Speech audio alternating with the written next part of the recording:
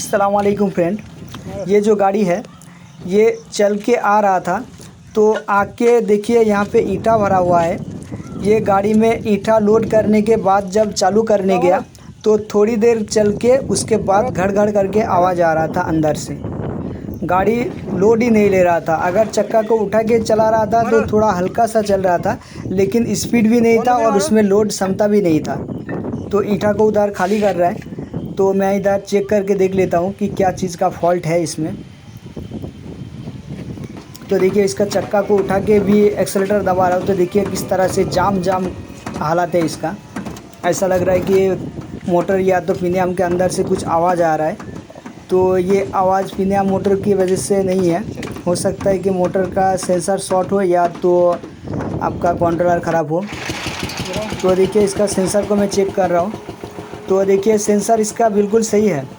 इसका जो सेंसर है वो शॉर्टिंग नहीं है। अगर शॉर्टिंग होता तो तीनों लाइट एक साथ में जलता रहता, तो ऐसे में शॉर्टिंग नहीं दिखा रहा है। तो इसका मोटर को चेक करेंगे एक बार कि मोटर का कॉइन वगैरह सब ठीक है क्या। तो कॉइन को चेक कर लेते हैं। तो देखिए चक्का को घुमाने पे देखिए कॉइन भी ठीक दिख रहा है, यहाँ पे वोल्टेज बना रहा है, ठीक है। तो इसका जो मोटर का कॉइन है वो भी ठीक है। तो इसको कंट्रोलर को आप चेक करना है एक बार। तो कंट्रोलर को भी चेक करके देख लेता हूँ। देखिए ये जो डिवाइस दिख रहा है ये मैं खुद यूज़ करने के लिए बनाया था, इसलिए इस टाइप का है ये। और जो मार्केट में बेचता हूँ ऊपर दिए गए जो फ़ोटो में है उस तरह का मैं बना के बेचता हूँ। उस तरह का एक मॉडल है और एक छोटा मॉडल है जिस तरह से मेरा है ये, लेकिन उस पर भी स्टिकर लगा हुआ रहेगा जो मैं बेचता हूँ उसमें सेल करने के लिए जो बनाया। तो देखिए वहाँ पे एक्सेलेटर दबाने को बोल रहा हूँ तो एक्सेलेटर वहाँ पे दबा भी रहा है, लेकिन यहाँ पे कोई बोले तो एलईडी नहीं जल रहा है। इसका मतलब है कि इसका कंट्रोलर का ही फॉल्ट है। कंट्रोलर के साथ कनेक्ट कर दिया और मोटा वाला जो कंट्रोलर का वायर है उसके साथ और कंट्रोलर से सेंसर वाला वायर निकाल कर आता है उसके साथ में डिवाइस को कनेक्ट कर दिया। तो देखिए यहाँ पे एलईडी जल ही नहीं रहा है। हालांकि देखिए यहाँ पे एक्सेलेटर को कनेक्ट किया तो एक्सेलेटर वाला जो एलईडी है वो जल रहा है। देखिए एक्सेलेटर दबाने से ही एक्सेलेटर वाला एलईडी जल रहा है। देखिए एक्सेलेटर का एलईडी जल रहा है, लेकिन इसमें जो कंट्रोलर वाला एलईडी जल के बुझ जाना चाहिए वो जल ही नहीं रहा है। तो इसमें कंट्रोलर का ही फॉल्ट है, ये 100% श्योर हो गया। तो चलिए इसमें दूसरा कंट्रोलर लगा के देखते हैं हम। तो नीचे ही हम एक कंट्रोलर लगाएंगे, उसको लगा रहने दीजिए। यहाँ पे नीचे ही एक लगा के चेक करके देखेंगे। अगर ये device controller, accelerator, motor, sensor, motor short check करने वाला डिवाइस अगर आपको चाहिए तो मुझसे कांटेक्ट कर सकते हो।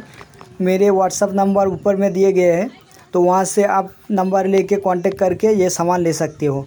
और जो मैं सेल करता हूँ उसका मॉडल थोड़ा अलग रहेगा। ऊपर दिए गए पीला टाइप का जो है उस तरह का मॉडल रहेगा और उसमें लिखा भी रहेगा कौन सा वायर किसका है, कौन सा एलईडी किसका है। ये मैं खुद यूज़ करने के लिए पहले बनाया था, इसके वजह से इसमें कुछ लिखा हुआ नहीं था, वाइट था। तो देखिए मैं अब एक्सेलेटर को दबा के देखता हूँ एक बार। यहाँ पे देखिए मैं जो मल्टीमीटर है उसको भी 48 वोल्ट के साथ कनेक्ट करके रखा था ताकि ये देखने के लिए कि वोल्टेज ड्रॉप होता है क्या।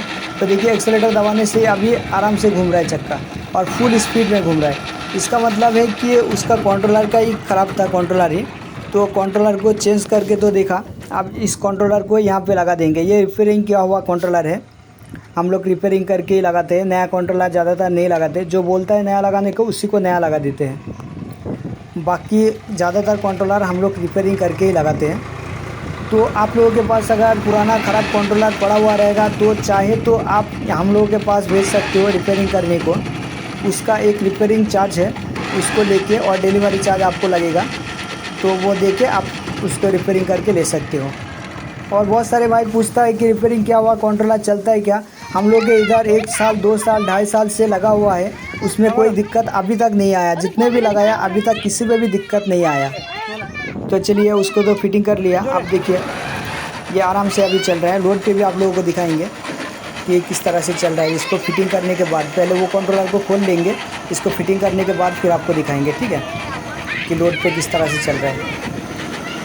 तो मेरे चैनल को अभी तक अगर सब्सक्राइब नहीं किया चैनल को सब्सक्राइब कर लीजिए और बगल में जो घंटी का बटन है उसको दबा कर नोटिफिकेशन को ओके कर दीजिए। और वीडियो अच्छा लगे तो एक लाइक कीजिए और अपने दोस्तों के साथ भी शेयर कीजिए।